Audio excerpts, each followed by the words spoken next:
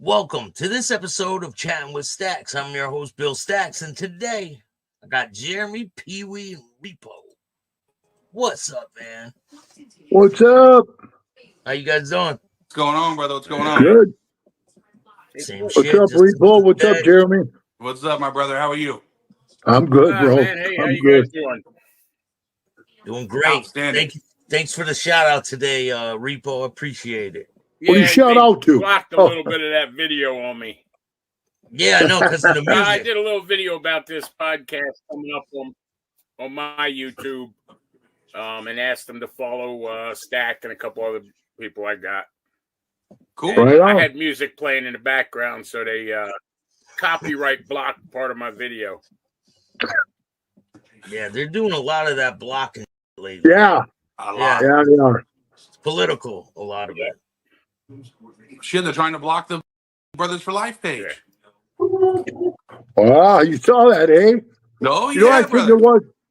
I think it was that video I put up of Will Ferrell when he's with the black family, and he's like, "Oh man, I'm just a poor boy from Terre Haute, Indiana, with a big fucking fat wallet and a spleet the size of a baby's arm." That's it. I was thinking, man, when they came to me and they said, "This is the second warning we're giving you," they never ever gave me a first warning, bro. So that's how I know it's bullshit, you know? Yeah. Yeah, it's freedom of speech is freedom of speech. But it ain't. Not If you anymore. watch everything you say, when you say that N word, boom, you're off right away. You're kicked off for 30 days, you know? Christ, man, I had a picture of Adolf Hitler on a page and they kicked me off. Yeah. I commented the snake we have emoji, and I Alexas in the got house. in trouble for it. Well, they would have hated the way we treated the old website guy Plug then. all the Alexas in the house. That's the reason. You know, I've been arrested before for calling a girl on Facebook. Really? They came to my house, knocked on the Come door. on. They said, "Did you call her that on Facebook?" I said, "Yeah." They I've go, done it 100 times. Put your hands behind your back. Wow. I got arrested for harassment and threatening. I'll remember that. Yeah. Really? Crazy. We'll have to figure out another word. You're just a bad influence. You're just a bad influence, Bill. I would do it again, though. You know. Of course. Hey, I'll tell you what. I'll kick it off here with something. I've got friends I grew up around on both sides of the fence. So I'm talking with a buddy of mine who's friendly with a couple of the local HAs up there in Jersey. They're worried. They're worried about the 16s. Bad worried. They got right to be, honestly. And then I talked to a buddy of mine who's a 16 I grew up with. Apparently, they ran up on a couple of them, and those guys literally tucked their tails and took off from them. That didn't happen when I was around. It did not happen. You know, you had to stand your ground. And now, these guys aren't doing man. They just did something last night. I just seen it on the internet where some guys beat up some of the other guys with some hammers. And I just was like, PopKorn in the house. PopKorn, what up? there he is. Hey, Welcome. Sorry, I'm It's all late. good. Oh, yeah. Nah, it's okay. Oh, yeah, I'm ready. Hey. So we got PeeWee, Jeremy, PopKorn, Welcome, Johnny. Repo. PopKorn. Hey, how's it going? Good. Good, Going brother, good. Now, this is a podcast. Well, Hell shit, yeah. this ain't gonna What's work happening, too John? easy. I'm blind and I'm on a cell phone, so Yeah. I'm on popcorn. I'm on a cell phone too. yeah. Yeah. Yeah. Well, I mean, I don't really usually meet dudes on the internet. That's not how I get down. Yeah. Me either, man. That's it. But $20 is $20 though. Yeah. I'm fine with you guys. How's it going? Good. It's going, bro. Yeah, right. I said it's funny, when people always ask me, in all the years you were in a club, man, did you have problems and stuff, I said, problem with who? And they go, well, like with the Bandido guys. I said, nah, actually, I get along with those guys. And all the years from 1994 to 2010, when I quit, they said, "Did you ever run into the pagan guys? Ever had problems with them?" I said, "I never saw one. Yeah. Never anywhere I was. I never physically ever seen one. You know what I mean?" Yeah. So I said, "No, I never had problems with them. You know, it's just always, the Mongols or the outlaw thing and all that shit." But I talked one time. I was sitting at a sushi place, PopKorn, and I was with Mel Chansey, and he was talking to Keith on the phone, and he says, "Hey, you want to talk to Conan?" And I said, "Yeah, I never talked to him before." He gets on there, "Hey, bro, what's up?" And I said, "What's going on, dude?" And he said, "Hey, I want to come to town, and go to Mr. Olympia." I said, "Well, come on." I was out at the club then. And I said, "Well, come on." And he says, "Well, what about those other guys?" I said, "Dude, listen, they ain't going to come after you unless we go over and knock on the clubhouse door and drag them out. They don't come out." I And he goes, think Sons of Anarchy kind of fucking fueled the fire for all that shit. You know what I mean? But and people believed in I ain't that never shit, had a bro. problem I've never had a problem with anybody who didn't have a problem with me, and it's always that just one-off shit. You know what I mean? One person disrespecting one person. Right. And hey, bro, we've seen it in our own clubs. You know what I mean? I've seen more Hells Angels do shit to other Hells Angels than to get busy with anybody else. That was So exactly what I was gonna say. Was I can't believe that everybody wants to say that they're brother, but it seems to be most of the problems are actually between brother. Yes. Right on, bro. 100%. Yep.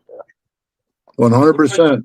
What about you, Jeremy? Is there pagans down there in Texas? Why you? Nah, but the only thing that's down in Texas is Mongols and Bandidos.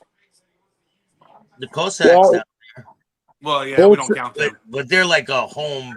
They were grown there, right? Yeah, they've been around for so long, but they're more up around Dallas, but they don't do nothing to nobody. Yeah. We had the one incident over at the bar, but other than that, they ain't done shit. That Waco. What about the kinfolk? Nah, kinfolk already got dissolved. They took one beating and all turned their shit in. Oh. They laid all their vests down. Yeah, pretty much. Now, last time I heard, all the kinfolk were all Mongols. Well, I know right now 3 Hells Angels that are pagans, and they talk to me still to this day. Yeah, I heard the same thing. Yep. Do you guys notice that a lot where people switch sides? There was a Jersey guy, PeeWee. Yeah. So as far as the guys I'm talking about, are from. No, I think the guys I'm talking about, bro, are from. One's from. 2 are from Indiana, and one's from. I want to say Ohio, something like that. But the member was. There was a member from Indiana. The other member was from Chicago when they were Hells Angels, and the other one was from San Diego. Hey, did she take And they're all.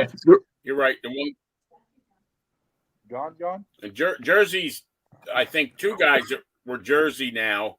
HA are pagans now. That's fucking crazy. Yeah, I don't understand the whole flip-flopping, jumping ship. If you're out, you're out. You don't jump onto somebody else's boat. Well, flip-flopping. I mean, I've seen people with 3 and 4 different club tattoos on their arm. And it was a no-no. What? Wait, what? What? I'm not I seen only one PopKorn. I only seen one.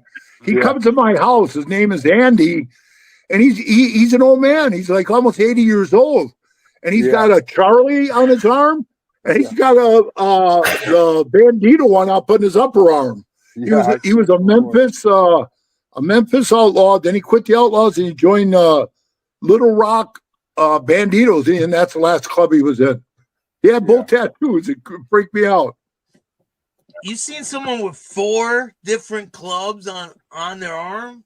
Oh, I'm a fucking joker, man. You can't take everything I say to the bank, bro. But I have seen people with multiple tattoos of different clubs. Like, You know what I mean? I didn't count them, but yeah, absolutely. I'm not bullshitting. I'm gonna tell you guys a true story that happened, and Pee-wee can back it up because it's actually a story about Pee-wee. This is when he was president in Vegas, and this is when the first time he ever showed me how to check somebody's mud. And he had a couple of members that had a problem with me and another brother of ours for doing something that we went to Pee-wee for and got permission. So they went and they told Pee-wee that they were gonna come handle us, and they were taking care of business, and they were fucking us up. You know what Pee-wee said to him? Make sure you guys take a fucking lunch. You guys are gonna need all of it. And they told him, you're not gonna come with us? And he goes, no, I'm not going. You guys want to go handle it? Do you think if that's what you want to do? He goes, then go. He goes, last time I checked, I was the boss. He goes, and I gave him permission. But if you don't want to, hey, you're a Hell's Angel. Move on, do it. They showed up. They didn't leave with the product or what they thought they were gonna. And we went right back to the table crying to Pee-wee. I remember that. I remember that.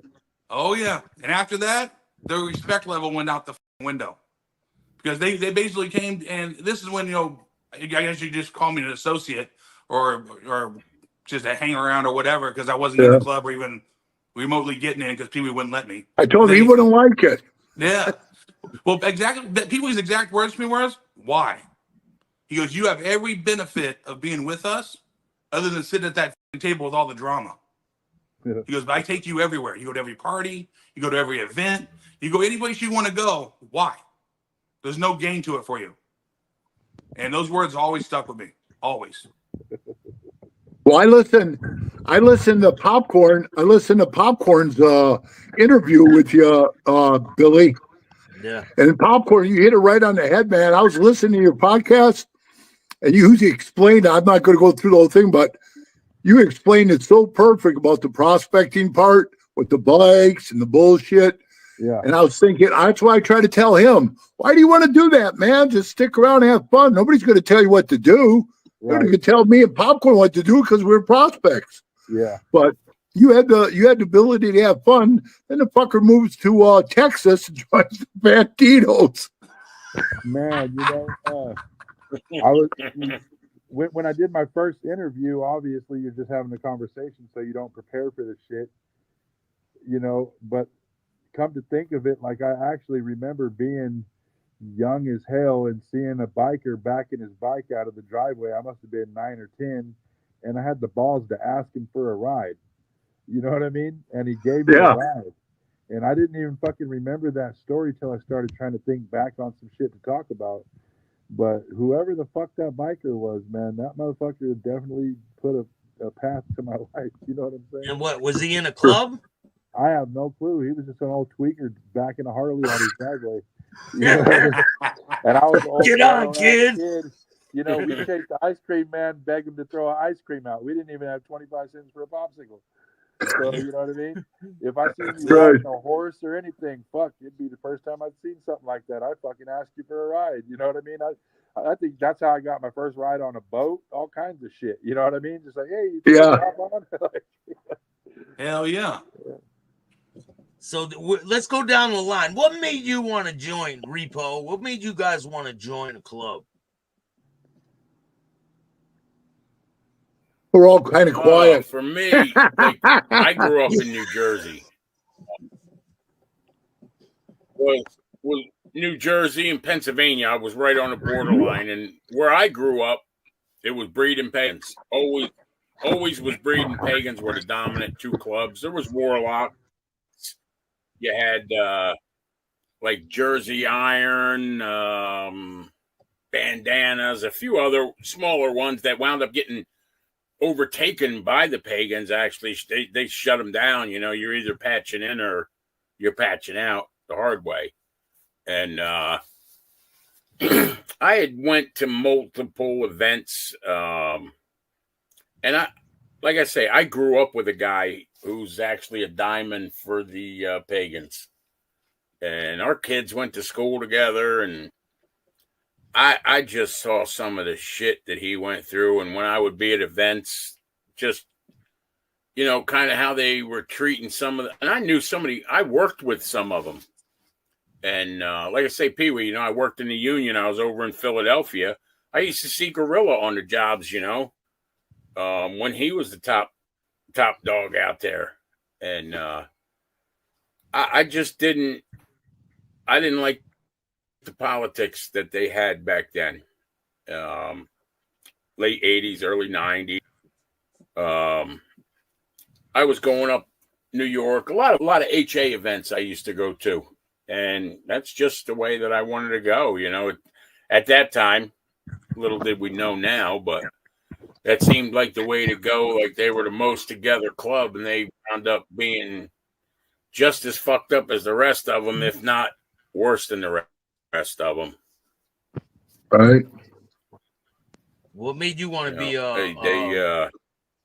one percenter, PeeWee? But was it? I don't think it was point of me being a one percenter. I was then. I don't know, like a lot of guys and PopKorn and what I'm talking about, and Repo, like he just said, a lot of guys come from small clubs to join the big boys. And I was in a little club called the Sinners. That was like in Indiana and Michigan and Wisconsin, where I was born and raised. And, you know, I was there 10 years, and then all of a sudden I was like, wow, man. And again, I never even seen a Hell's Angel in my whole life, you know, living in Milwaukee. And then we got hooked up somehow by one of the guys in the prison that was in there with one of the sinners. He said, there's a guy in there with all these Hell's Angel tattoos on him. He said he knows this guy and that guy. And I said, well, all the guys he's saying, they're all dead. And I mean, anybody could read a book and say, yeah, I know this guy, that guy, they're dead. They can't answer. You know what I mean? If I said to somebody, oh, yeah, hey, man, I know Jeremy, I know PopKorn, this guy. Yeah, I never met. Why would I say that? You know? So I said, there's something funny about the guy. So I called up to Minnesota. I heard that their president ran Minneapolis Custom Cycles. And I called up there and I talked to him. And he said, the guy's bullshit.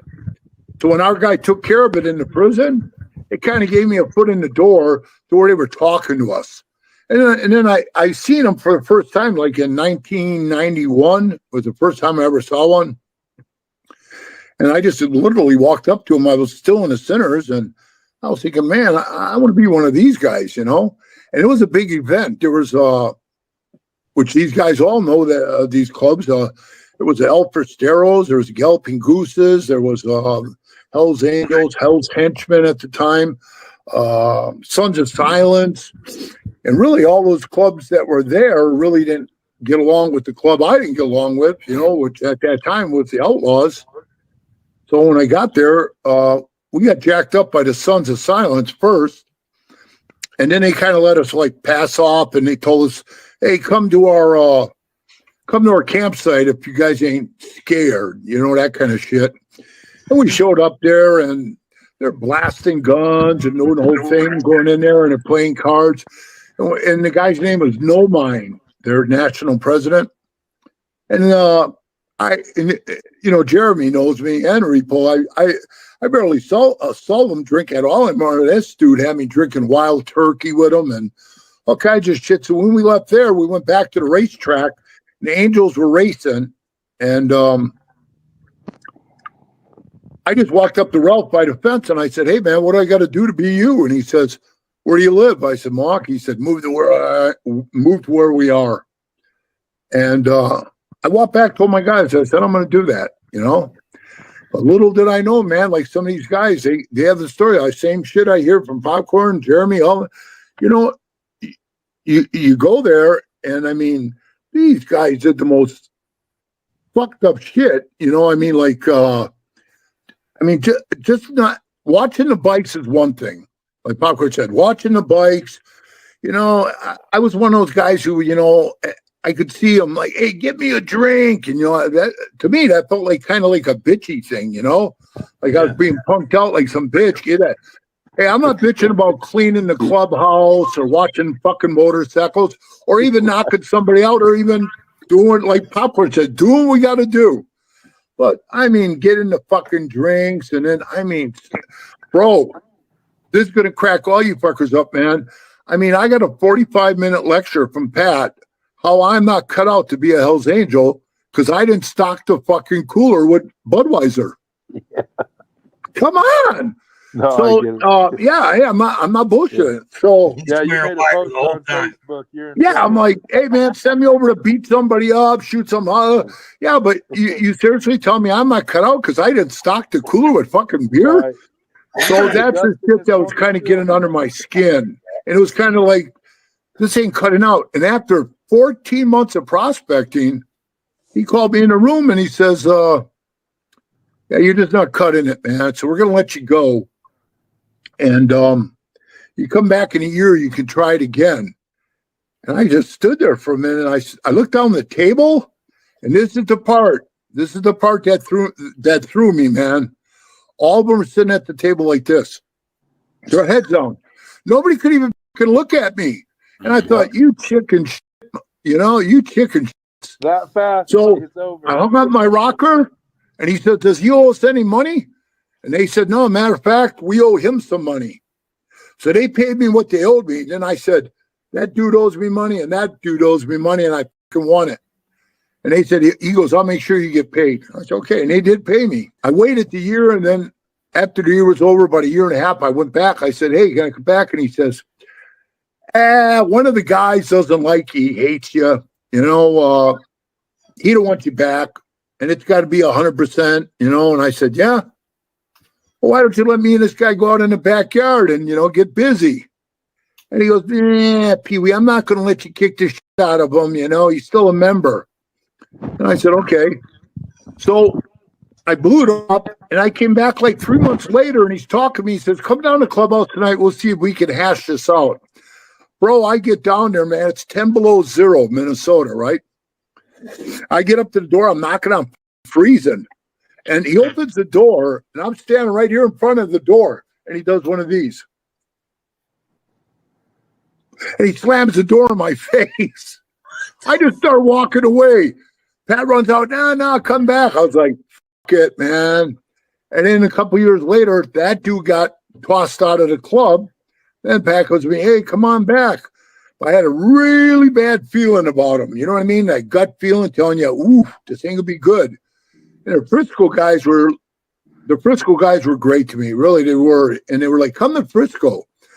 But I don't know how it is with PopKorn and Jeremy's club, but you got to go back to the charter you start with to go to another one. So like your slab, right? So your slab's clear. Like, hey, Jeremy, you ain't going nowhere. You owe us 10 grand or some shit or whatever, like that. So I had to go back there, but they didn't know I wanted to leave. And I said, yeah, I want to come back. And they said, when you want to start?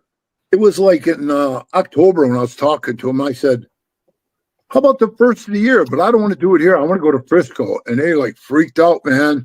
Well, we got to call them and see. I said, it's already called, man. They call them. Frisco's like, yeah, we want them. So you prospected out in Frisco. The second time.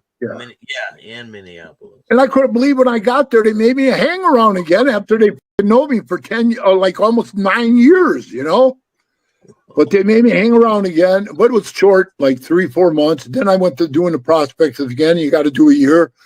And then they voted me in, and that's where I became a Hell's Angel in San Francisco. So out there, it was a whole different life thing because the problem was with the Mongols, and really not with the Outlaws. As a matter of fact, they were having negotiations going on with the Outlaws as I just came into the club. And I had a problem with one of the guys they had that was a big rat for them, a guy named Shock. And I said, hey, if he comes here for the meetings, I got issues with that dude. I'm going to rock and roll with him. And they said, hey, you can rock and roll with him, but no weapons, no crazy. I'm like, crazy, man. I'm throwing this guy over my head. You know what I mean? I'm breaking his neck if I can. So I owed him a lot, but he never showed. He ended up turning on like 40 guys in his club, sending them off to prison. And so it was crazy. But so pretty much then after a while, I realized I couldn't afford to live in fucking Frisco. It was crazy.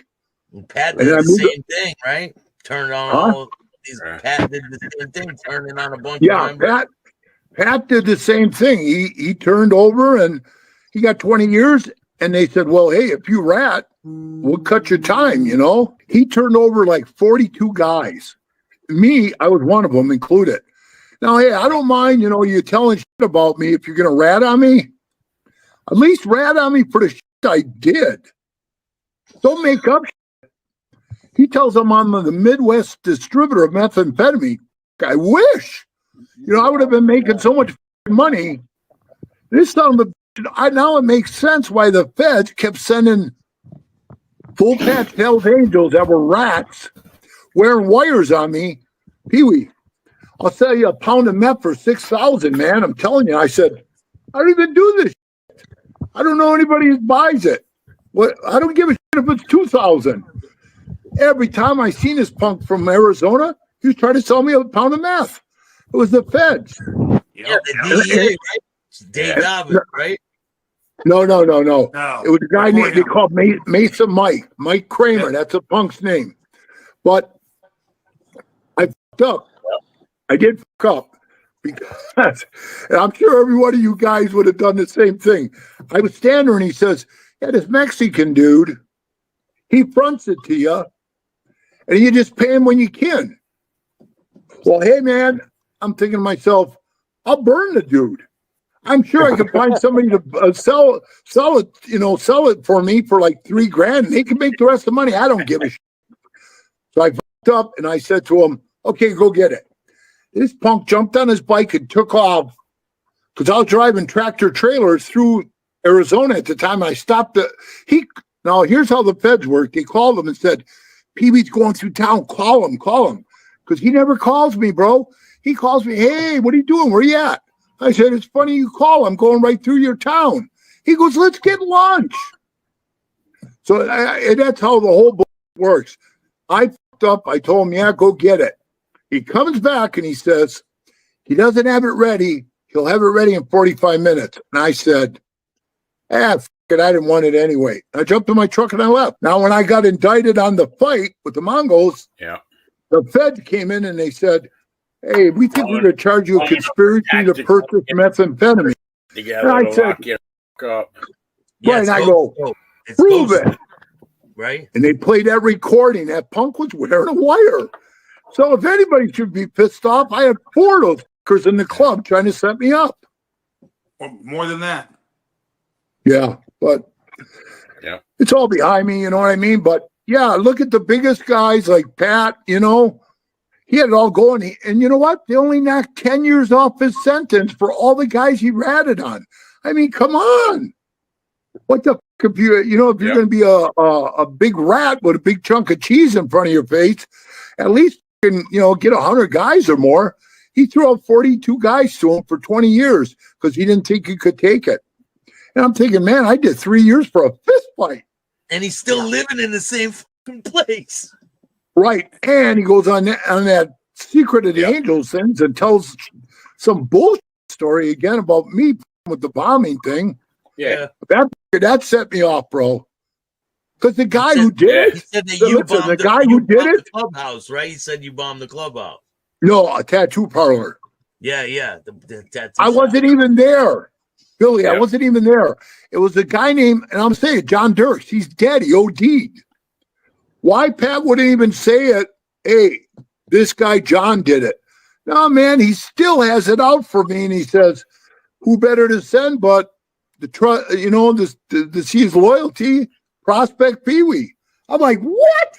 And I was watching the show. I was like, you mother. So yeah, I can see why those guys would be pissed off, the outlaws.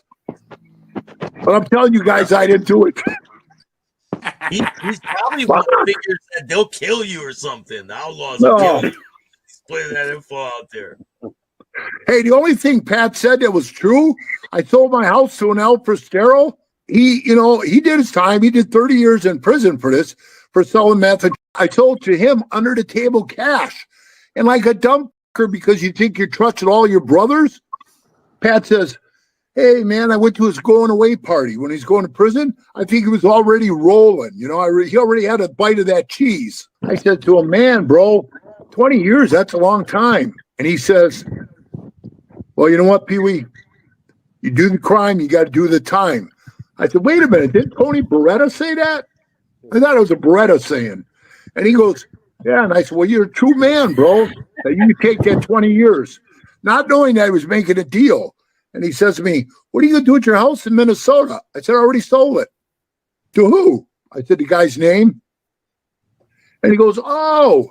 I said, yeah, he paid me a cash deal. We're done, man, because, because of the way he works, he doesn't have a job. And he goes, that's cool. When I got my indictment papers, it was in there. Oh, yeah. So I kept waiting for the IRS to knock on my door. But, yeah, bro, it's heartbreaking, man. And I'm sure all these guys have their horror stories of,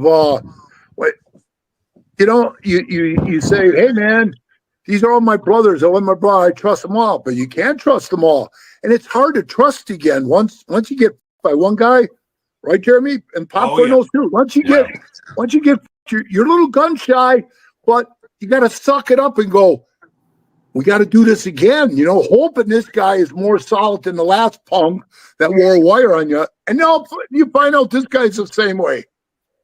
Look at PopKorn's situation. Dude crashes this bike and lies right through him. I know. I told her in the beginning. That was like my very first day as a member. You know what I mean? And he straight up lied to PopKorn. Told him, I don't know. Come on, you're only motherfucker riding it. Wow. Yeah. I mean, I don't know what the guys get off thinking that they don't. Just have enough balls to tell the truth, man. I mean, whatever happens, hey, bro, fucking point. It's how you deal with it. You know what I mean? I say the truth sets you free, man. I tell people, you want to be in this club a long time? Yeah. Don't ever lie or steal or cheat. You know what I mean? Just be honest, man. Just be honest. And there was guys, PopKorn, that I would tell.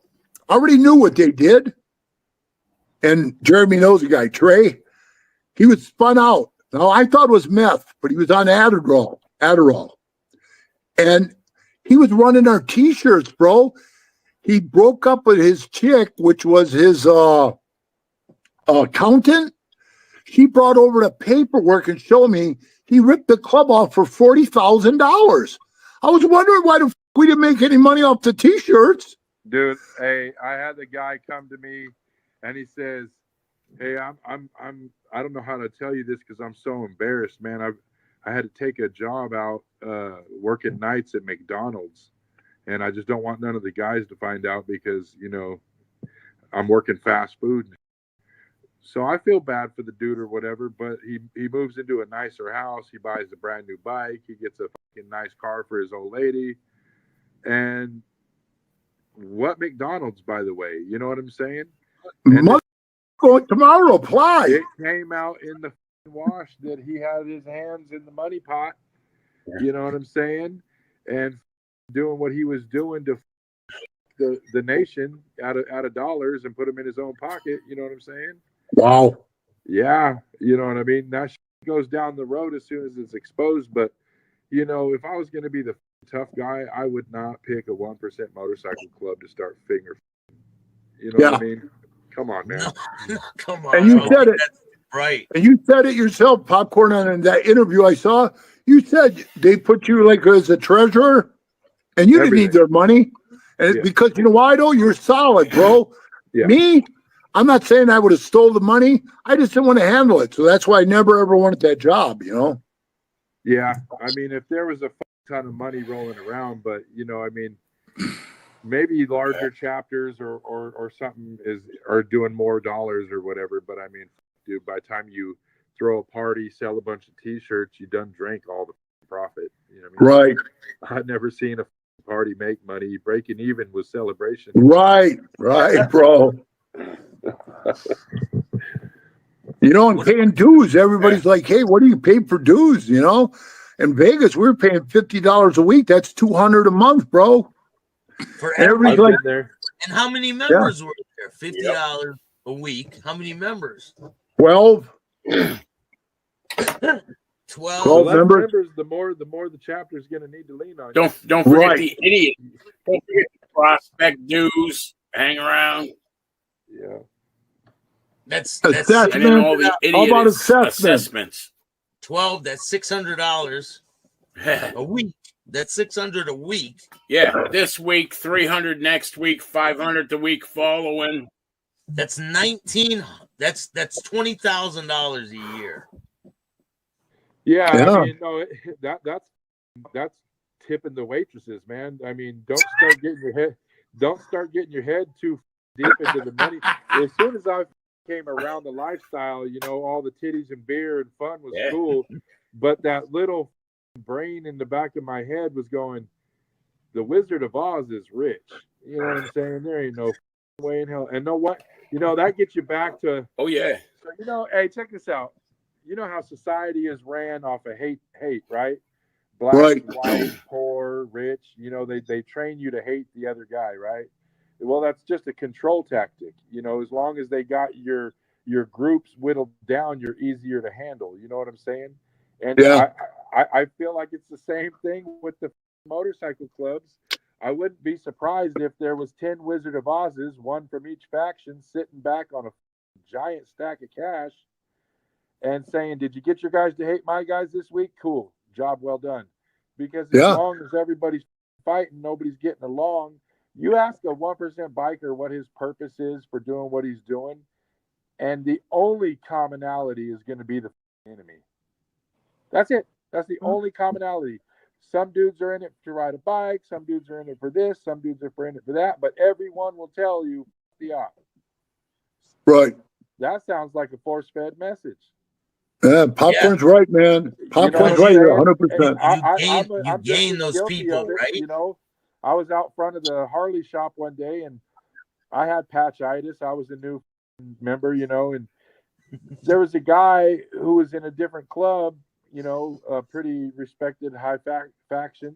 He put the olive branch out there. I go to get on my bike. First of all, I thought I was tough just because I was walking over to him to get on my bike while he was standing right there. You know what I mean? Watch this, guys. I'm going to go get on my bike. I don't give a fuck if he is standing right there type shit, you know?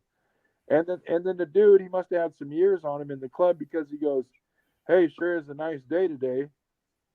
And I come back at him with the dickhead answer, yeah, it's a great day if you're a pagan. That's some shit to say. I should have just been a gentleman and said, it absolutely is, rubber side down, you know, because that's who I really am, you know what I mean? But you get that shit going in your blood, and all of a sudden it's like pit bulls and cats, you know what I'm saying? You inherit all these problems once you join the club, right? Well, hey, when the coach pulls you over and shows you the play, the last words he says is "get him." Right. So when you yell "break," your head's up looking for a mother. You know what I mean? Yeah. But it's ridiculous. And I'm sure all these guys can agree with me. We get in a club. Hey man, we don't get along with the pagans. I never even knew why. You know what I mean?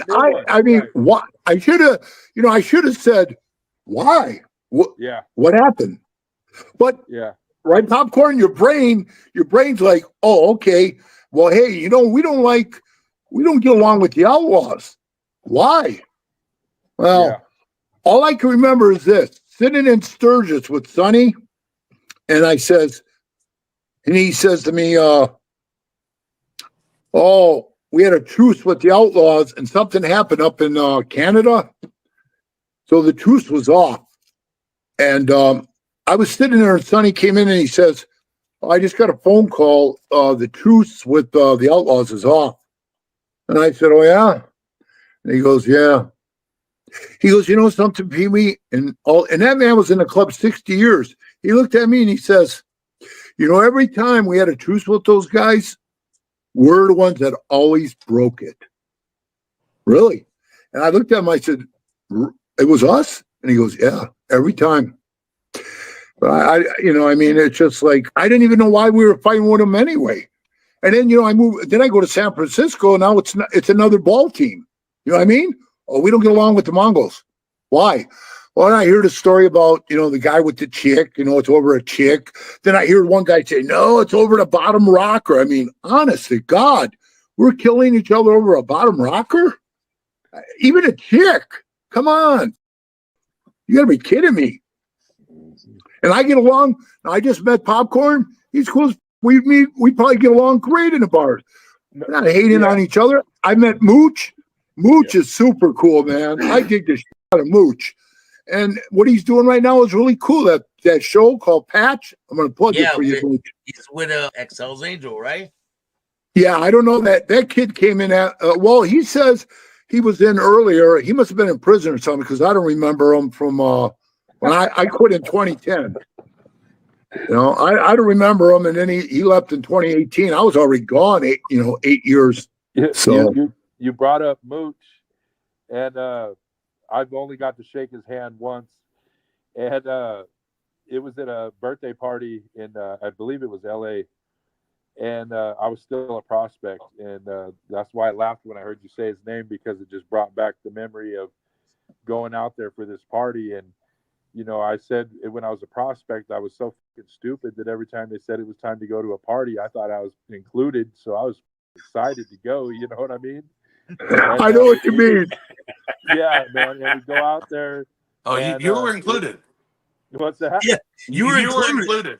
Bro, I was not included, bro. So we make it to LA. They come out and kind of, get us situated in a hotel and shit like that. We go to the event. It was awesome as hell, man. I mean, they really know how to put on an event for sure.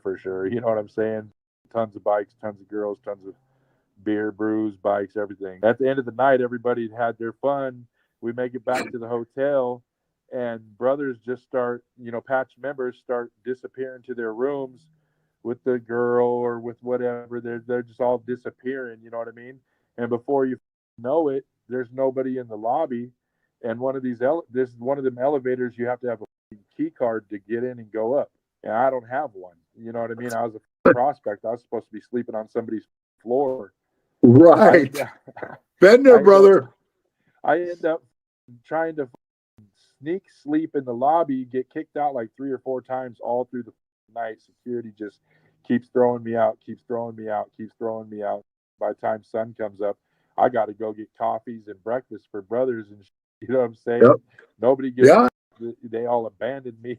You know what I'm saying? So, yeah. Where you got to go, PopKorn, is visit Jeremy in Texas, because I go to visit Jeremy one time, and that son of a. We get up in the morning. He goes, "We'll go get some breakfast." I said, "All right, bro." I get up in the morning, man. We pull behind this house, and it's just a regular house, bro. And we pull up in the back of it in the parking lot, and I'm like, "What the hell?" He goes, "Come on, man, let's go." I said, "What's going on here?" He goes, "Come on, I'll show you. It's a secret." We walk in, bro, and all these they're sitting in negligees and shit like that. It's I said to him, "You kidding me?" And he says, "No, bro, it's on me." And hey, that ain't breakfast. Don't put that shit in your mouth. I did it, bro. I did it. I swear, man, I did it. Is it still around? Oh yeah. Hey, so do I have to get the invite, or can I say Pete sent me?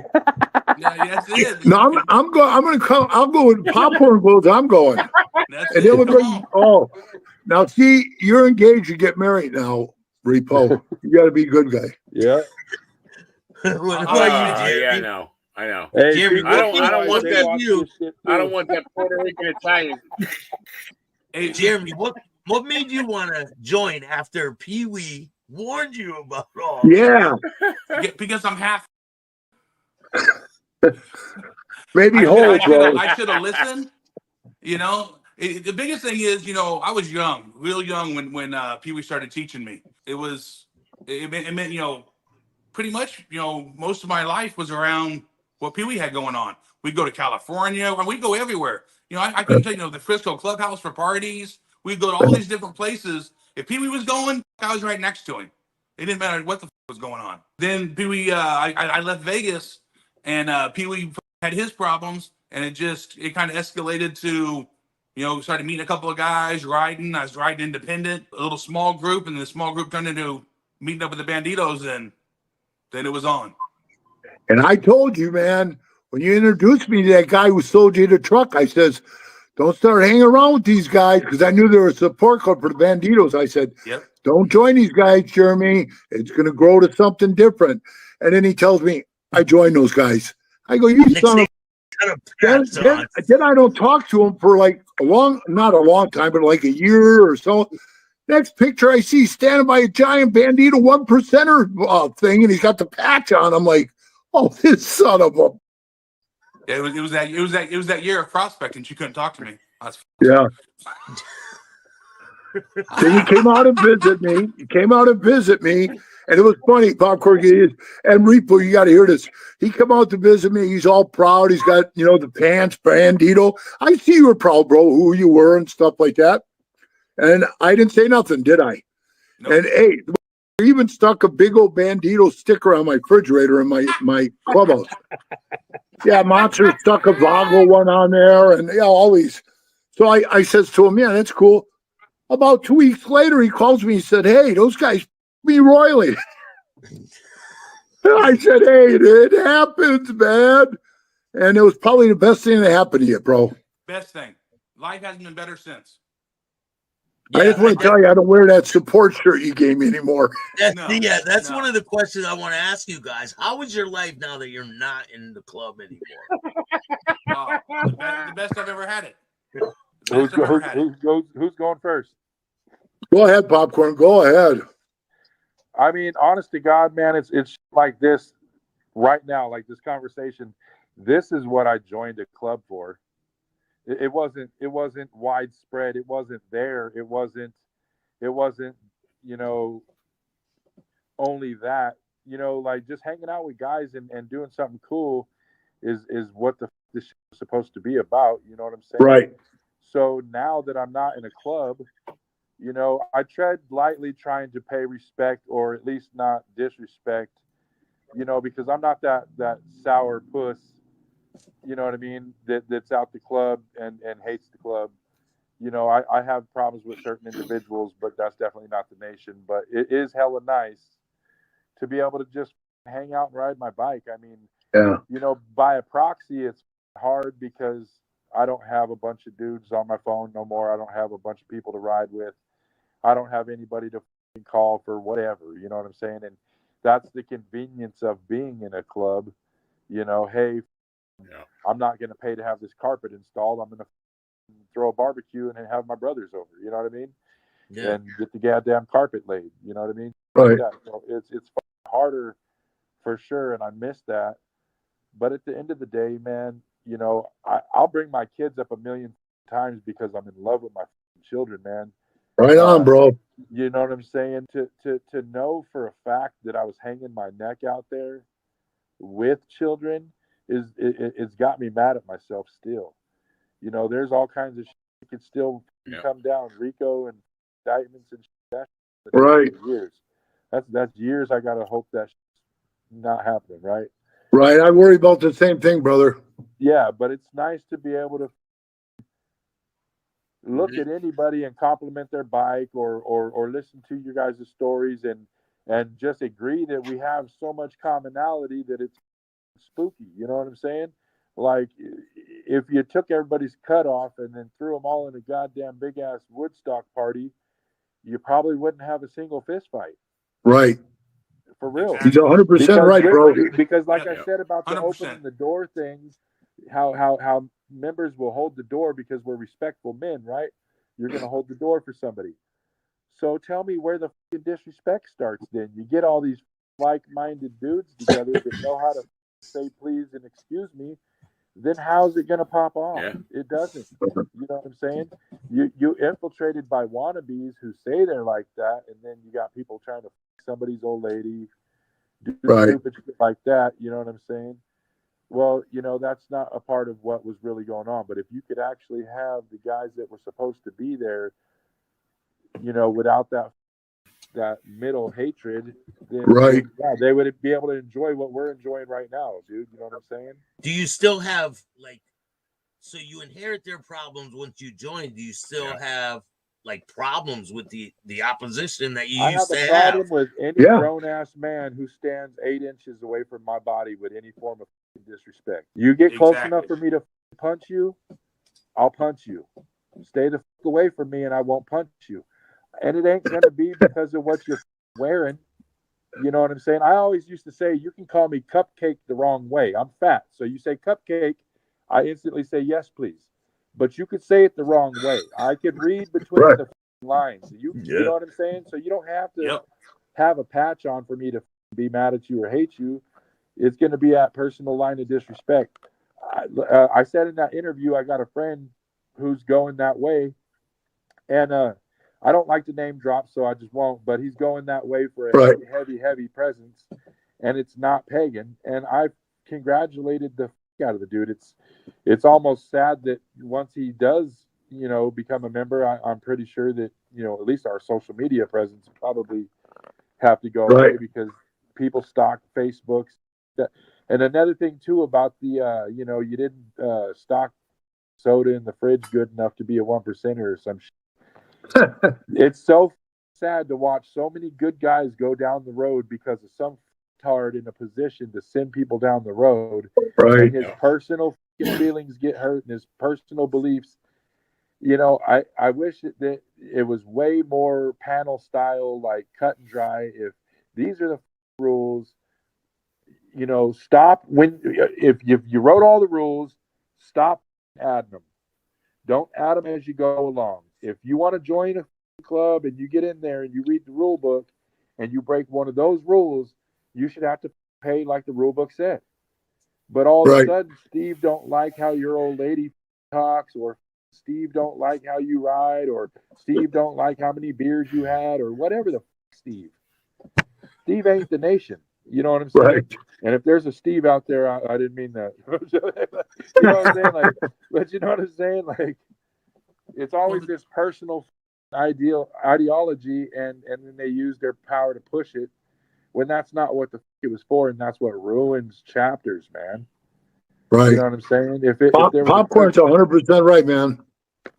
Well, he said it all, bro. The other problem you run into is people have their personal agendas they want to, put into the nation and make it fit for them so they benefit. Well, this isn't to benefit you personally. This is a nation. This is brothers for a reason. If you're going to benefit off of another brother, then all you are is a piece of shit. At the end of the day, if we're doing this as a nation, we're doing this as a chapter, we're doing this as brothers, well, then you shouldn't have an agenda on your personal side because you wear a patch. You should be the same guy, same cat, with or without that patch on, no matter what.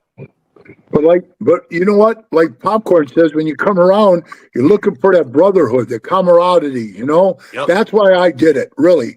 It had nothing to do, I want to be a 1%er. No. I wanted that brotherhood. I wanted to feel that, where I look at Jeremy and I do say to him, okay, brother, hey, I love you, man. I say, hey, I get off the phone with PopKorn, but I say, hey, bro, I love you. I say, because I feel it from my heart. You know what I mean?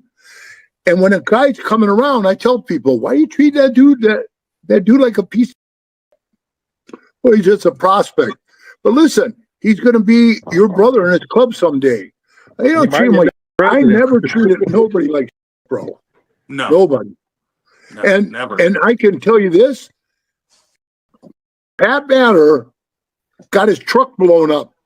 And the only reason they put a bomb on it, he was inside the building and they dropped a container on the other side, a garbage container, and shook the ground and set the bomb off. He would have been in the truck. Well, when the bomb went off, it blew his truck to pieces, right? He says, no. We all sit here talking about the brotherhood and shit. I'm trying to get in this club. I'm trying to feel this brotherhood, How do you think you'd feel, Billy, if I said to you, my truck got blown up, and I said, Billy, here's the keys to my truck. Go out and start my truck. What, after he did it to me all the time. He did it to me all the time, bro. And I'm telling you, man, in my heart, I was thinking, what the f*** is with this guy? Then after a while, he got a remote starter, right? But in another hand, I got hit by a car on a bike, and I'm laying in a fucking road. This kid hits me. I'm laying in the road. I got 3 broken ribs, punctured my lung, broke my wrist, my scapula, and my pelvis. I'm laying in the street, swear to God, on my skin, bro. He pulls up in a pickup truck. He leans out the window and he says, hey, Bubba, how you doing? You okay? And I couldn't catch my breath because I had a hole in my lung, right? And I go, yeah. He said, well, you okay? And I'm like, yeah, I think I'm all right. I think I got some broken bones. And he goes, Well, I can hear the siren, so the ambulance is coming. You should be all right. Give me a call tonight. Let me know how you feel. Drove away. I said, now that's brotherhood.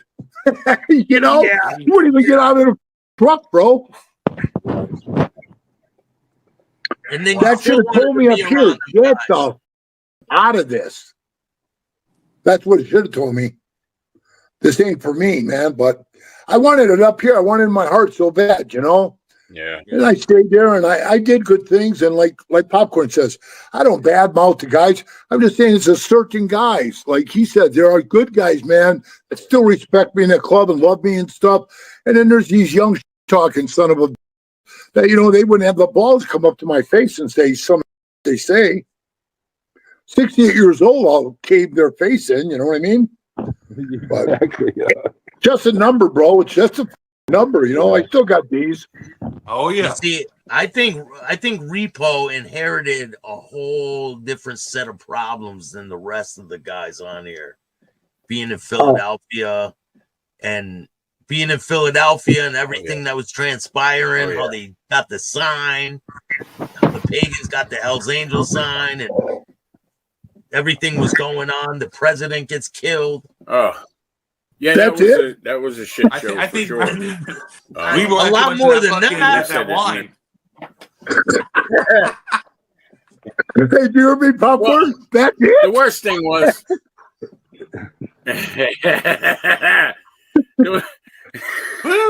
the worst No, he thing got was, the case put the on dude him, dropped right? the He went case. to prison. Dude dropped the case on me. Yeah, and the guy that sent me to prison was a patched member that was on the. He was on a take. Just one of many. Piece of shit. One of many. That was your brother. Well, we had brothers. we had three we knew were being paid and working against the club. That's But crazy. you know, they didn't bet anything right. I mean, bottom line, old school rules. Should they have taken those guys from the Pagans? No, they shouldn't have. But they did. And I'll say it like wholeheartedly. Tommy, who was a Pagan man, that became a fucking Hell's Angel. He was a real brother. And he was a straight up dude, you know. I seen him beat down dudes that came over with him because he said, you know, we aren't what we used to be. We're this now, and we don't fucking act like that no more. And I seen him put the boots to dudes and send them down the road. Tell him, go back where you were. He lost his life. And that's because they didn't give a fuck. The party that night. They didn't follow the fucking man home like they should have. They didn't watch him leave. No, they fucked up. Sitting out. I got off the bike one night in front of the fucking clubhouse, and thank God, a guy that I had known for 20 years, he was prospecting, tackled me. I'm thinking, wow, we're fighting. And the car, and man, the whole PeeWee, you've been there. The whole concrete wall had bullet holes in it. And if that guy didn't tackle me, I wouldn't be sitting here doing this. You know, it was just, and the guys, they were such liars, man. They lied to the East Coast. Everything they did was a lie. One right after another. Come on, you can't hide, Repo. And they fucked everybody. All right, hang on. I locked up there. Yeah. I really was feeling it. I thought you were crying. I started feeling that. You know, they literally fucked the whole thing up. Your service. Well, you know, hey, you know the funny thing is, man, the whole time I was doing, I have the same attitude that I do now, right? I don't give a shit. When I started, I was 38 years old. Now I'm 68, right? And it was funny because they're like, hey, you know why you're not doing the right? Because you're a smart ass. I wasn't a smart ass. I always made jokes of everything. We were standing in front of the clubhouse in Chicago. Guy goes, hey, look out! And everybody hit the ground and brrr, the bullets flew. A bunch of bikes got hit. Everybody stood up, and everybody's going, "Hey, everybody all right?" And I went, "They missed my bike, thank God." So they're like, "Oh, you think it's funny, PeeWee?" And because a bunch of bikes got shot, but not mine. They were like, "Oh, you think that's funny?" And I was like, "Oh man, I crack jokes all the time, and I got myself in more trouble than you can imagine, But I was trying to make the best of it, of a bad situation. But it's good getting together with all these guys and talking, man. Hell yeah. Yeah. There, now, what happened? Now There you you got are. me. Yeah, we got Repo back. All right. Don't feel bad, PopKorn. I'm on the cell phone now. I was doing, man. I asked my client what time it was, and she said 5. I was like, I'm late. Are you on a cell phone, Jeremy? Yeah. No, we're all on cell phones, bro. Yeah. Except me. My Except laptop you. was dropping in and out all night. Maybe you don't know how to use it, bro. That's it. That should be the test for the real 1%er. If you know how to use a cell phone, you're too young, man. Exactly, bro. I still don't know how to use mine. Do you guys think it's possible for all these clubs to get along? No. I don't think they will. As soon as somebody said to do it, then you'd get these off-branch chapters that are going to put their own foot down, and then you're going to have many everybody. You know what I'm saying?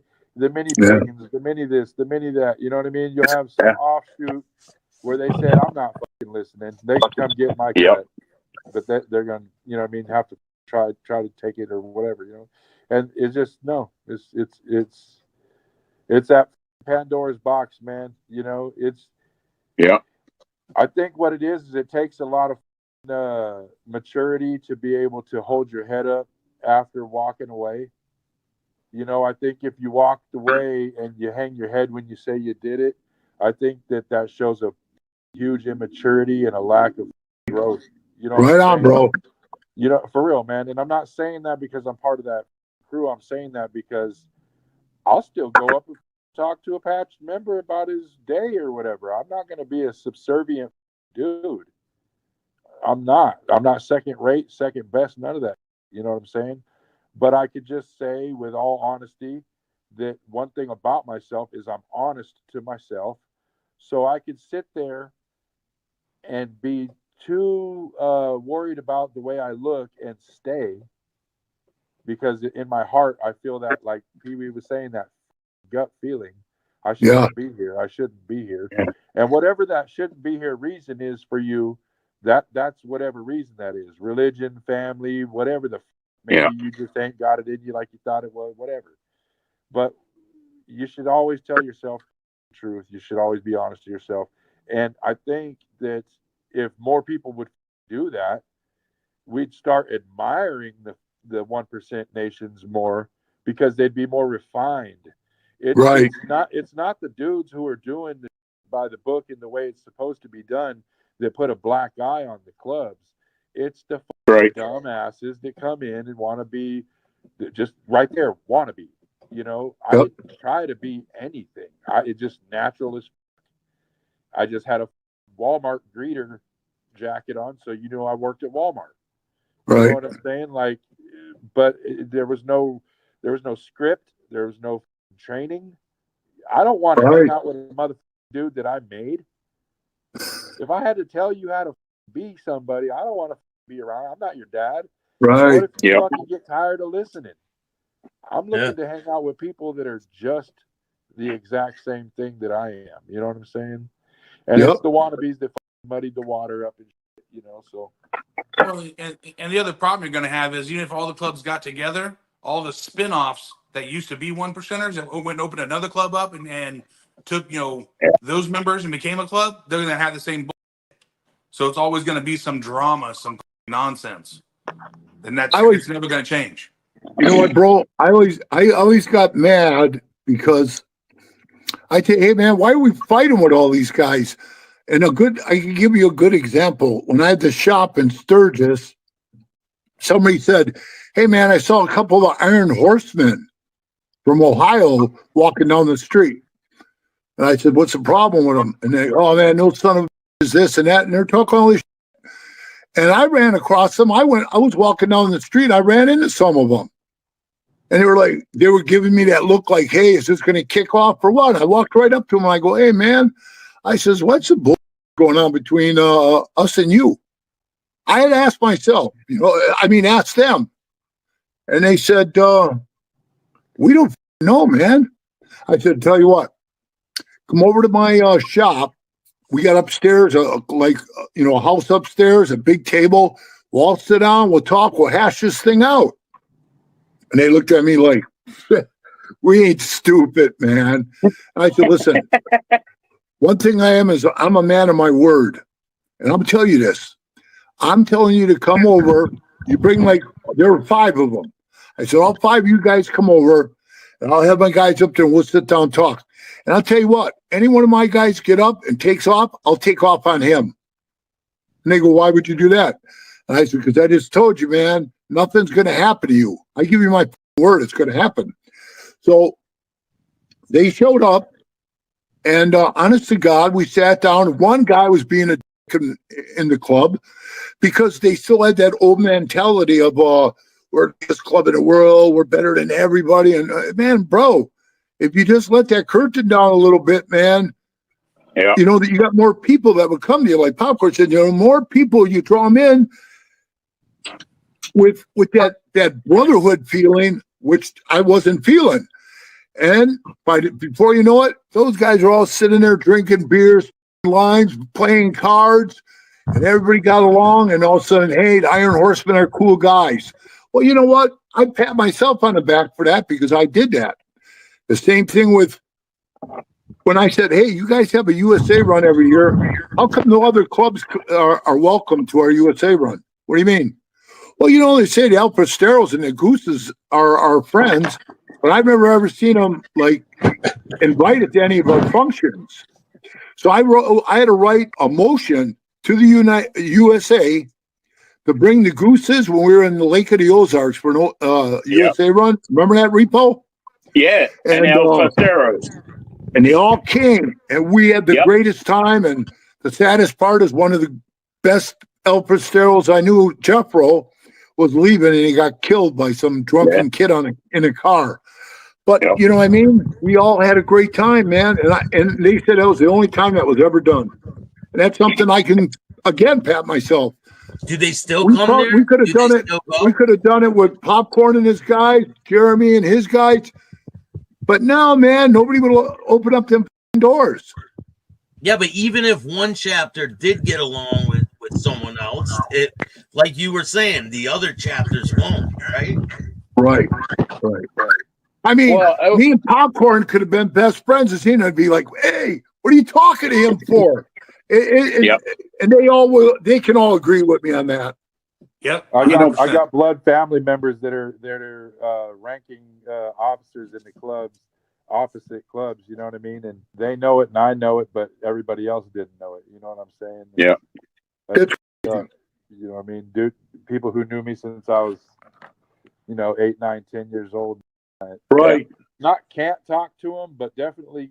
So like, here's a situation. I went down to Sacramento to go see some family. I went with my wife and my kids, so I didn't have a bike. And I go to my cousin's house, he tells me, hey, you could hop on my bike real quick, go around the corner and get whatever you need from the store. I said, man, I'm not about to get caught on this bike, big dog. You know what I'm saying? There's people who knows whose bike this is, and I don't want to be in a conversation with anybody who knows whose bike this is. You know what I'm saying? Right. Like me and you get along, we're family. I love you, but your bros will kill me. You know what I mean? Yeah. It's really messed up, man. They'll say, really I seen one of those guys riding his bike. He probably stole it or something, right?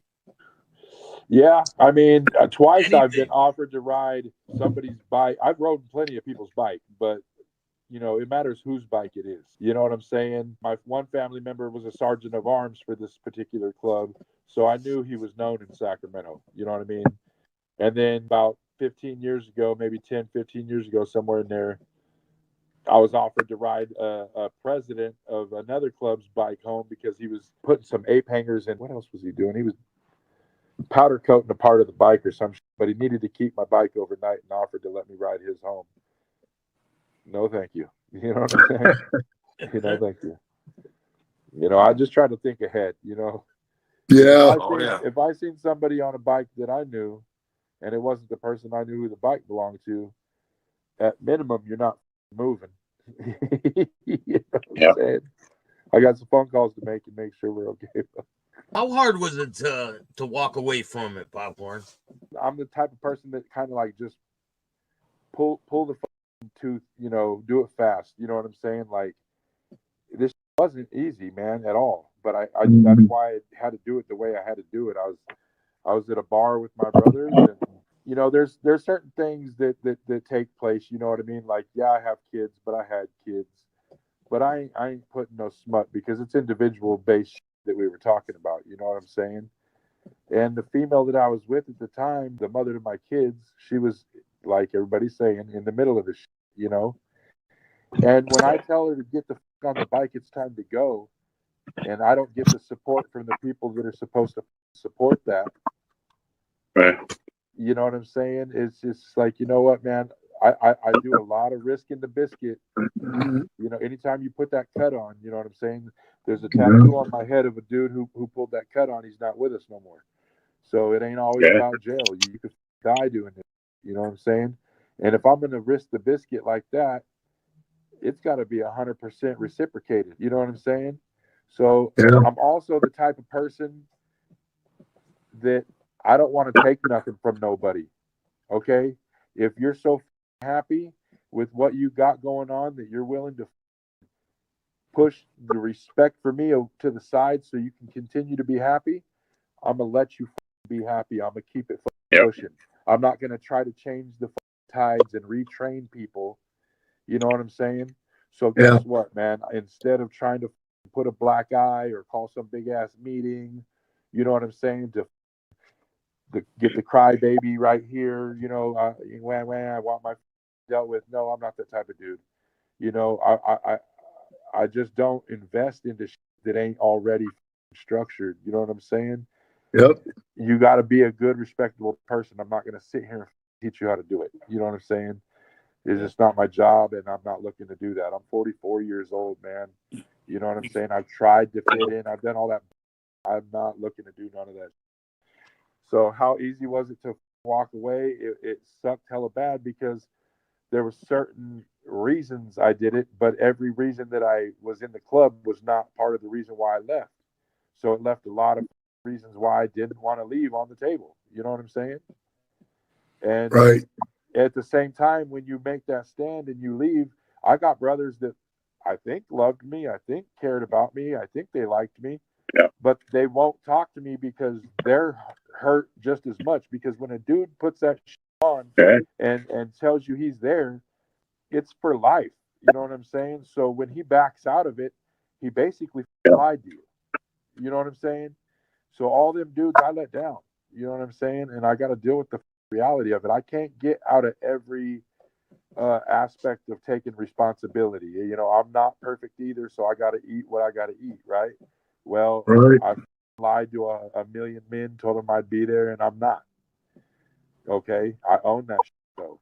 But I will say, and it's not a rebuttal, I was also promised and told this and that about a lot of other shit, and that shit wasn't partitioned either. So, you know, I said in that last interview, you know, I came to be a pagan, but I was already a man. Right. I'll die a man. I won't die nothing else. I'll die a motherfucking man. If anybody was to send anybody after me, they're going to shoot a man in his face. You know what I'm saying? Because I ain't going to beg my way out of it. I'm not going to put you up. Send 10, line them up. I don't give a fuck. Am I going to win? Probably not. Not even past the first one. But I promise you 6, 7, and 8, I'm still spitting teeth in your face and calling you a punk, telling you, let's get it. That's just how I am. For real. So that cape bullshit, you got these little dweebs, you know, people that you could scare with a boo. You know what I'm saying? And all of a sudden they're Mr. Macho Badass. I respect the dweeb that can show me how to do math more than the dweeb that can sit and try to fit in and be a tough guy. I'm a people lover. I love people. Yeah. You know what I'm saying? I like a redneck for being a redneck. I like a homie for being a homie. I don't want to see a homie redneck. Don't try to fit in. Don't try to change yourself. Be who you are and let that be the value. You know what I'm saying? Right. That's exactly it. That's 100% the truth. Yep. And don't forget about the breakfast girls. You know what I'm saying? Yeah. They're serving Right. tacos. Well, you know, I know it was a different situation for Jeremy. He could tell his thing. With me, bro, I was pissed off They because say you got kicked out. They say they booted you out. I know, and Jeremy knows that they didn't boot me out. Bro, there wasn't a member in the room that could whip my ass. Matter of fact, I could probably beat 3 of them up at a time. So they weren't going to throw me out of the club. You know, all this little back talk, like PopKorn says, all this little like side talking. After I stood up, and this is why I'm telling you guys exactly the way it happened. My heart was broken because he's running around saying, hey, you talk to the cops. Well, every one of these guys that belong to a club know that if we get pulled over in a pack, and this is how I like to use this. You get pulled over in a pack, you're sitting there, everybody says, shut up, nobody talk to the cops. Listen, man, if nobody says anything, I guarantee they're going to have so many cops there. We're all going in handcuffs. We're all going to jail. Somebody's got to talk. So I was the one in Sturgis. Every time we got raided by 80 cops, helicopters, dogs, they'd run in. PeeWee, the cops are here. Talk to them. And I go, you talk to them. No, you're better at it. Oh, I was better at it. Hey, I tell Mike, go f yourself. Get the fuck out of here, right?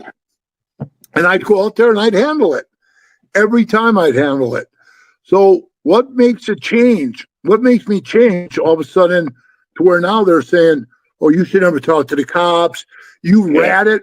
I didn't rat at nobody. Look at my paperwork. I never said a fucking guy's name in there. I never sent nobody to jail. Nobody got arrested because of me. And what I said to the cop was self-defense. When I walked up to the dude, he pulled a knife out. I hit him 7 times. Bam, bam, bam, bam. The whole thing was because I was the president of Hells Angels, because I was registered as a professional boxer for my kickboxing. All that played a big hamper on me. So when I sat at the table that night, I could feel it like PopKorn says, in your gut. I didn't feel the love in the room. I didn't feel like I belonged anymore. So I said, hey man, how many of you guys, and there's 12 in there, I said, how many of you guys think I disrespected this club in any way? Well, seven of them raised their hand and they said, well, you kind of did. And I said, really? Well, just that saying, I could have sat there and argued it. Like I'm telling you guys what happened. Yeah. I could have argued it, but you know what I said? This. And I owned the clubhouse and I was the president. They didn't kick me out of nothing. And all them punk ass bitches that say that they kicked me out, that's what they are, punks. Let them say it to my face. So I stood up, I unzipped my vest, I took it off, I laid it on the table, and I said, I'm done. And they went, what? I said, I'm done, I quit. If you guys don't believe in me, I don't belong to be here no more. And they're saying, man, but what do we? And I said, hey, I don't care. It's all on you now. And if some of you guys like Jeremy knows and Repo that now we only got a half a Trump sign. Where is he? No, I'm there. I'm there. So there it way is. too much wine. So if the guys who know this, and PopKorn wouldn't know this, but my son was a Hell's Angel. And he was in his early 30s. And he stood up and he said, well, I'm going to quit too. And I said to him, Brad, you don't have to quit. And he says, well, I'm not going to stay in here while these guys talk you and I'll beat the fuck out of them. And he would have. And he said, that's why I'm leaving. And that's why he quit. And we both left at the same day. And it felt like the longest walk. And they come out. And the only thing they said to me was, what about the clubhouse? Because I owned it. And I said, hey, man, just keep paying the bills. And I don't give a shit how long you stay here. Just keep paying the bills because everything was in my name. Yeah, but looking back, do you wish you would have told them, get the fuck out of here? Well, yeah, 3 months went by. They didn't pay the house payment for 3 months. I got stuck with a Cox cable bill of $500, electric bills, all this bullshit. And then they stole all the appliances, which would cost me like $5,000 to replace. So, I thought, you son of a, I waited to run into one of them, which a couple of them I ran into, I just rocked them. And they were the guys from my chart, and I was pissed about it. And, would you expect any less from them? No. And 4 months later, they call me up and they go, hey, we changed your status to bad. And I said, who cares? Listen, I've never seen anybody out good that they called up and said, hey, Jeremy, man, stop by the clubhouse, have a drink with us, brother. We miss you. Yeah. Hey, they don't do that, right? You're out good. You're just out, man. They don't give a shit. You're out. So when I left, I was out good, and all they did is put me out bad. So the other guys that were partners with me could tell me, hey, man, the building in Sturgis, they owe me $80,000 on. Hey, f you, we ain't gonna pay you. So that was their way of screwing me. You know what I mean? So that's an issue with me, but that's my carriage to carry there. Yeah. So that's why I quit. And like PopKorn says, hey, I'm a man. I walk with my head high. Even when I went into the prison, the district attorney that put me in prison, she goes out to the media and says, oh yeah, PeeWee Charles Goldsmith's kicked out of Hell's Angels for cooperating with the police. And they put it in the paper. So then I get into prison and I got to deal with these goons that knock me in the head with a rock. And I get up, take off on them. And then they go, man, that old guy can fight. And I was 57 at the time. And these guys were in their early 30s. And I was like, am I the old guy? I guess I was the old guy. But the old guy didn't get whipped. I whipped their asses, And then it was like, then they put me in this unit. It was a dropout unit of all like there was like 2 outlaws in there. There was a Hessian. There was Bogos. There was Crips, Bloods, or Serranos, or Tanos. I could go on and on, One Sons of Silence guy that I hung around with, he sat right next to me in the yard and he dropped dead of diabetes. I mean, literally fell over dead right next to me. And he was a good dude. But we were all, they call it a dropout unit. I walked high with my head up, just like PopKorn says, because I know in my heart, I didn't rat on nobody, never did.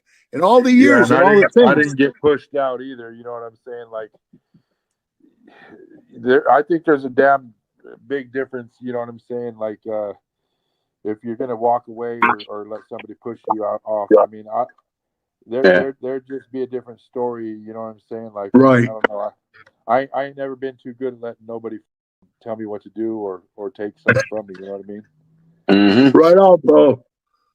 Well, I know Jeremy, and I know Repo's story too, and Jeremy's. You guys, you tell your story, bro. Well, like with my deal was I got caught up basically got caught up in a case, and fucking had nothing to do with the club. It was a personal case, and they all knew it. Isn't like it was a secret. There was nothing, hidden. It was all up front, and pretty much they said that at the end of the day, because of the case, I was on hiatus because of bringing heat back on the club. And RICO. On a RICO case. And then the next day, put me out in bad. And I'm going, it has nothing to do with the club. It's a personal situation. But I can tell you this much, since I've been out on the outside looking in, you see a lot of you didn't see from the inside. When you're on the outside of that fence looking at the rest of the yard, you definitely see that you're a whole lot better off because there was a lot of bull that was being pointed and finger pointing and racks and that was on the inside. I can only imagine though that you fell on the bad side of somebody, because if you would have been the popular or cool kid, it wouldn't have mattered as much. I mean, I've watched the shit happen. You know what I'm saying? Somebody that's 100% the truth. Yeah. That's what it was. But the other guy get away with murder. You know what I mean? Like, that's exactly it. Because there's many guys that had the same similar cases that had nothing happen to them, and even all the way through my whole process of court and bailing myself out and having to do all my stuff with the court system, I still sent all my paperwork, sent all my transcripts from the lawyers, everything every month to the nationals. Here you go. Here you go. Here you go. Made sure everybody was in contact with what was going on with me to understand that I didn't rat on nobody. I didn't speak with nobody. I didn't say nothing to nobody. I mean, here you go. And then turn around and hand them the paperwork that was put onto me that were all members that shoved it up my ass. Didn't they, Jeremy, come to you later and say, hey, we found out you're cool. We want you back? Jeremy said, I want to know if I'd want to come up and have a meeting and talk about coming back. Yeah. I'll skip that meeting. Yeah, that's not going to happen. How about you, Repo? Oh man, mine was bad because we knew two guys were informants. One was a paid rat for the feds in my case, and the funny thing was, after Tommy was killed, he wound up becoming the president. He's sitting up in New York City's house, Long Island, talking shop with him. You guys, you were talking to a paid federal informant, you dumbass. That's about as polite as I can put that. And they knew that Billy. They knew that dropped that case on me, and all of them bailed and ran and tried to realign themselves with Gorilla and a bunch of. Repo, did you go to prison before that meeting or after? No, I actually went after. I had the case prior to that, like 2 years prior to that.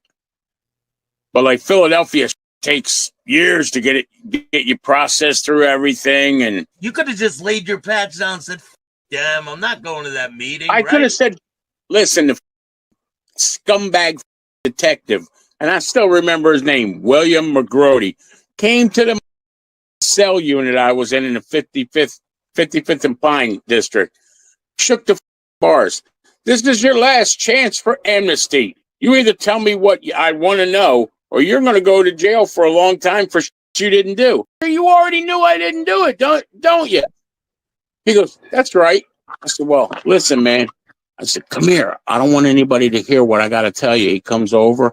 He's right at the gate. I said, "Every night when you go home and kiss your old lady, you taste my in your mouth."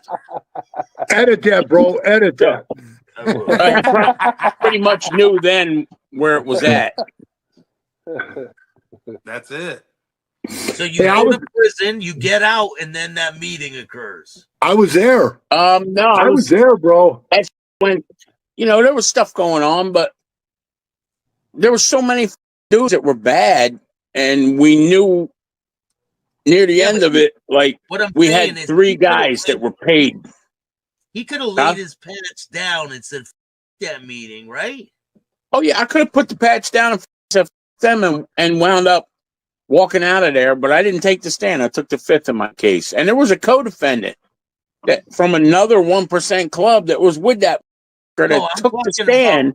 I'm talking about when they said, "Give us your patch, Repo," and you said, "Yeah, I think, hey, Repo, I think they would, even if you would have laid your patch down, I think the same outcome would have came." Oh, yeah. Okay. So I was sitting there, PopKorn, and they stood up. I didn't know what was going on. I was a West Coast member at an East Coast meeting.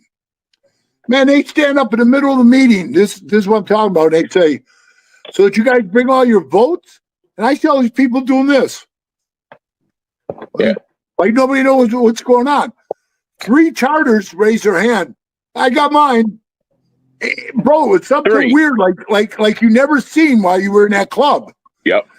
And they said, "Yeah, we vote. We vote yes, yes, yes." I'm thinking, what? And I'm sitting with a new member, a 6-month member.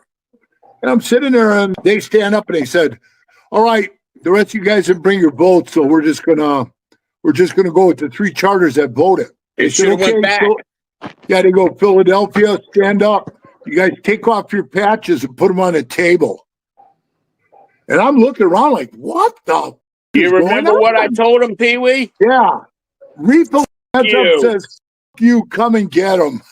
Yep. So they walk past me, and one of the guys at the table turns to me and says, "Hey, come on, PeeWee, you're always up for a good fight." And I said, "Nah, not with brothers. Not with brothers, I ain't." And that's what I'm trying to tell you. That's how I felt in my heart. So I'm like, yeah, I like to fight, but I don't like to fight brothers.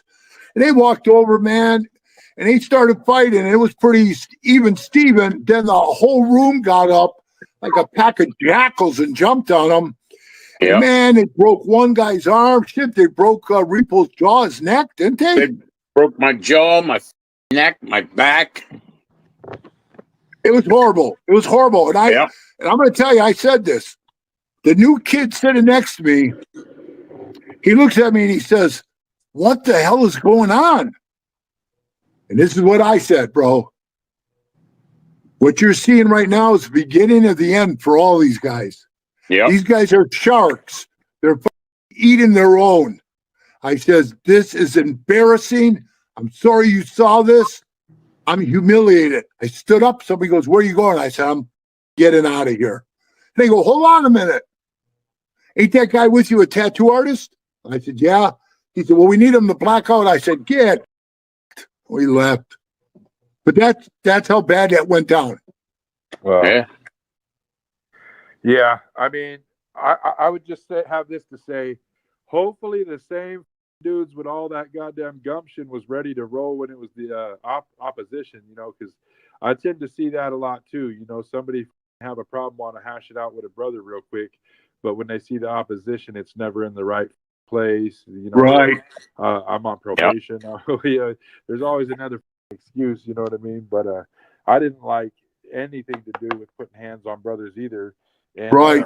You know, I was guilty. I had to learn my lesson the hard way. You know what I'm saying?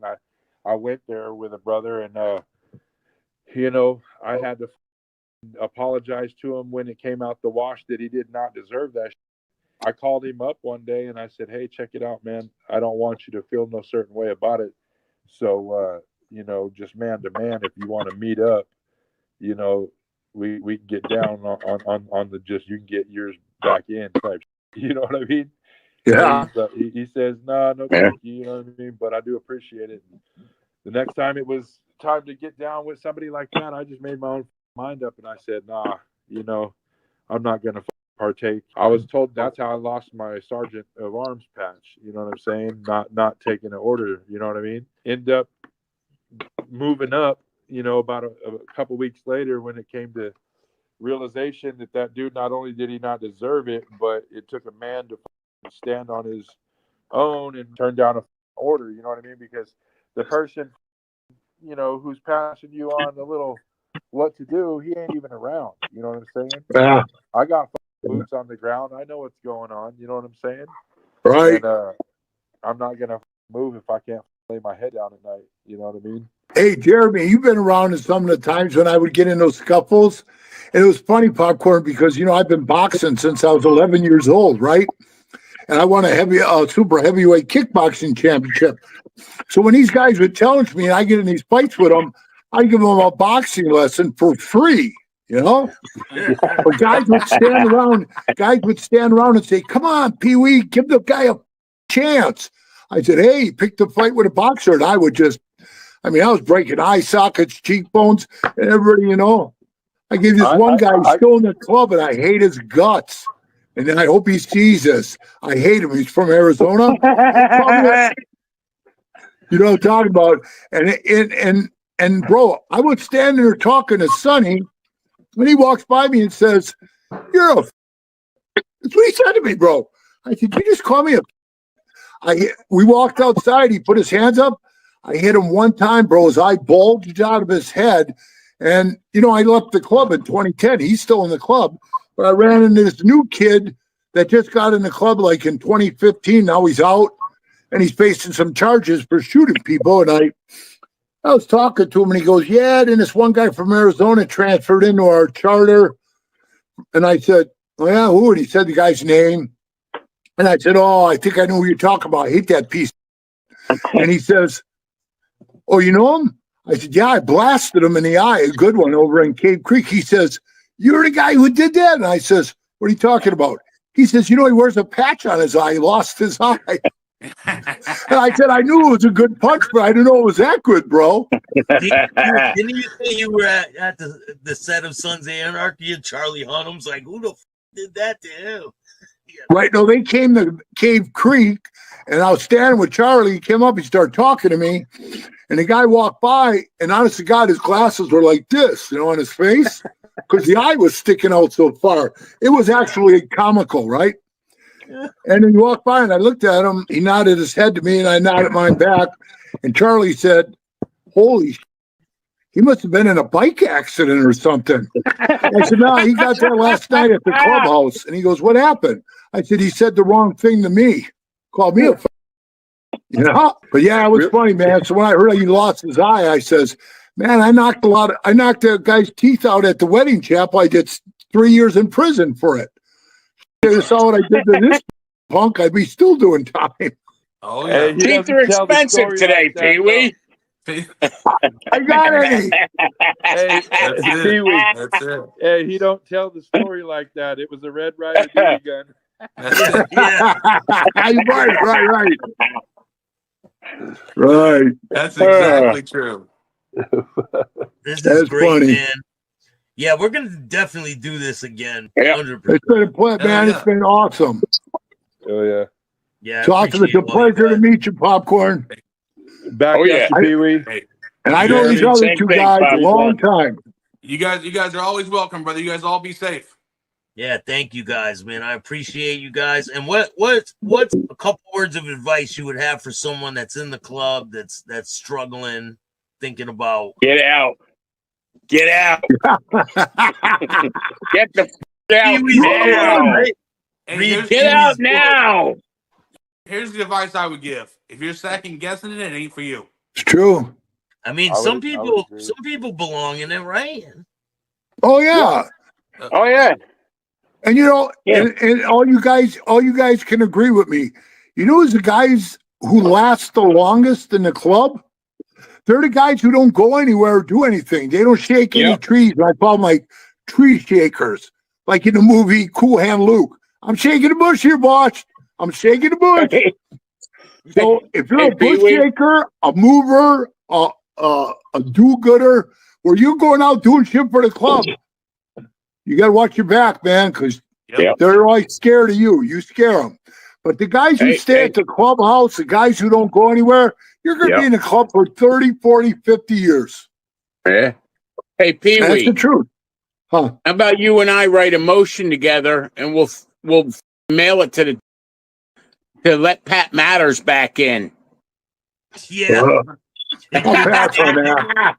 He fit right back in with him. I try to be nice and talk to him, then he goes out and right on national TV and Yep. throws me under Yep. a bus. God damn it. I would probably tell the members that are in, try to find somebody with gray hair. And shut your mouth and listen. I'm with PopKorn.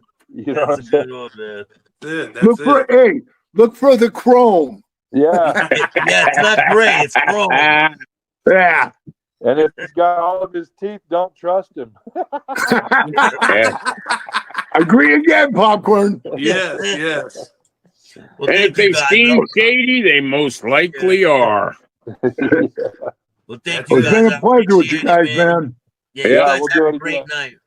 All right, All right, man. everybody. I got to get on the All right, road. brother. If Later. you guys like this show, Bye. hit the like button, subscribe, hit the notification bell. So Love you, get my PeeWee. videos every Love time you they guys. drop. And if you don't like Talk this to y'all show, soon. start All right, sharing bro. it. Yes. Later, man.